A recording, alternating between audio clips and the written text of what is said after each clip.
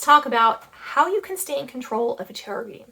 I'm sure at one point or another, everyone, including me, has had a tarot reading that has just gone sideways on you. And you're just like, oh my gosh, how did that happen? And it's difficult to kind of like rein it in and get back control of what's happening.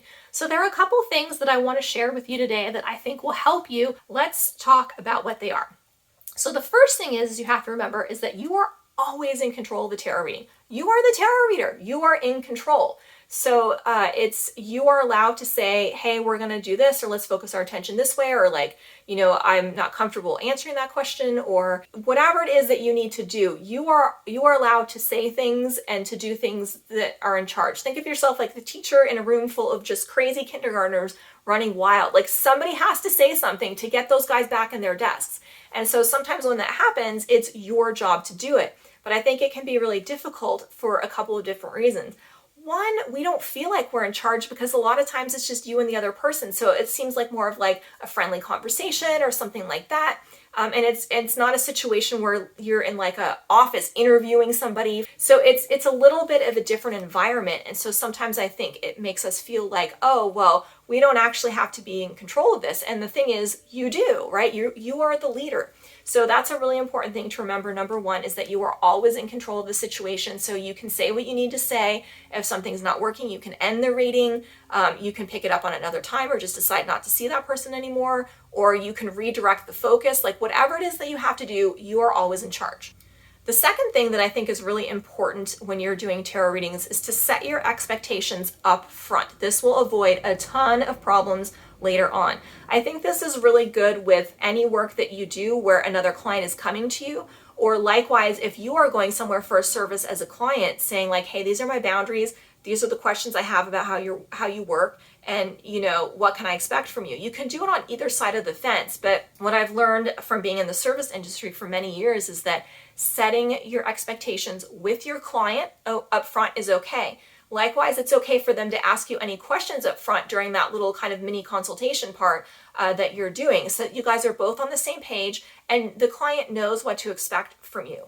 Everyone has different skills as a tarot reader, so I think if there's things that you are good at or that you're not good at, or things that are important to share, so that person has reasonable expectations of what they are stepping into during the reading. I think within the same vein, the third thing I would say is it's really important to set expectations about how the cards are going to work, because not just what you can do in your abilities, but what the cards are actually going to show somebody, because a lot of people have not had tarot readings before.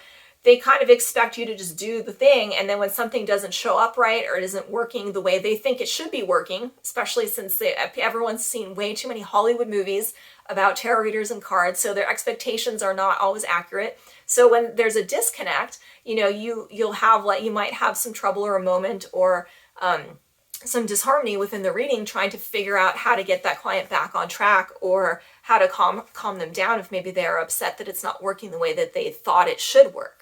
So basically really just saying like what the cards will and can reveal to them and what they cannot. So that also helps them too in what sort of questions they can ask during the session.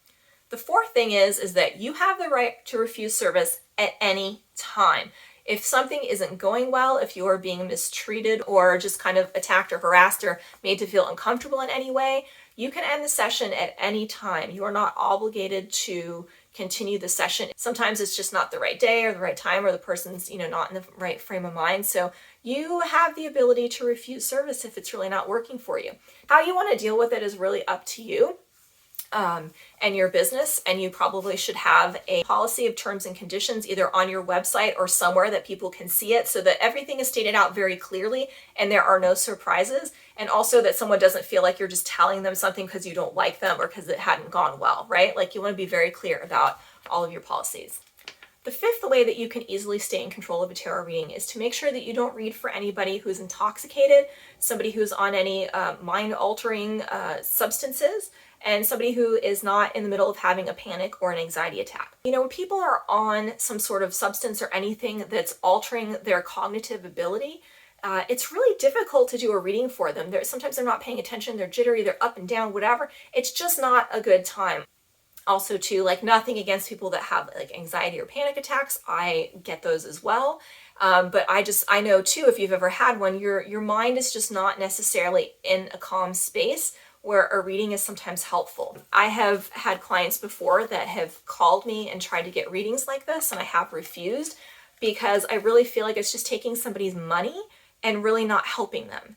And it doesn't feel good to me to do that, even if it's something that they're insisting and wanting to do. So I always make sure that like I give them enough space to calm down, just to make sure that they really understand and get the most out of the situation, because if they're already in a place where they are stressed out, and I want to help them instead of just, have them later on be like, oh my gosh, I can't remember what she said. I had so much anxiety, I couldn't remember. The sixth and final thing we want to talk about is to make sure your clients respect your time.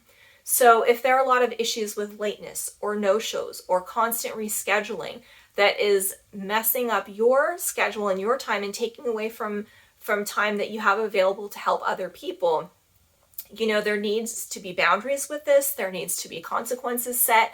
And usually this happens, like I mentioned earlier, in kind of your terms and conditions. It also goes along with one of the other items in here, which is expectations, right? Like setting expectations with people. So like, hey, if you're half an hour late for your appointment and you schedule an hour, I can only give you a half an hour because I have other people around you.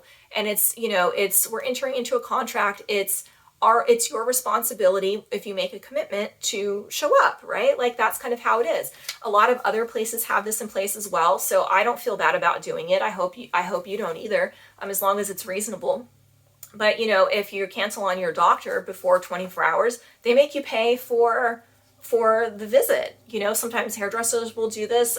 Sometimes other service personnel will do this too. If you don't show up and you don't give a notice, or you just completely no show at all, no explanation, a lot of people get charged for that. So making sure that you have expectations and boundaries in place that help other people respect your time. On the flip side of that too, you need to respect other people's time. Are you showing up on time for people's appointments? Are you giving them your full time and attention and respect? Or are you messing around doing a ton of other things and checking your phone and doing, you know what I mean? Like how are you showing up as well? So I think that it goes both ways, and there's a mutually agreed upon relationship between the two of you. So I hope these things have been really helpful for you, and they are some things that you can maybe incorporate into your business and your clients moving forward. So until next time, thank you guys so much for watching, and have an absolutely beautiful day.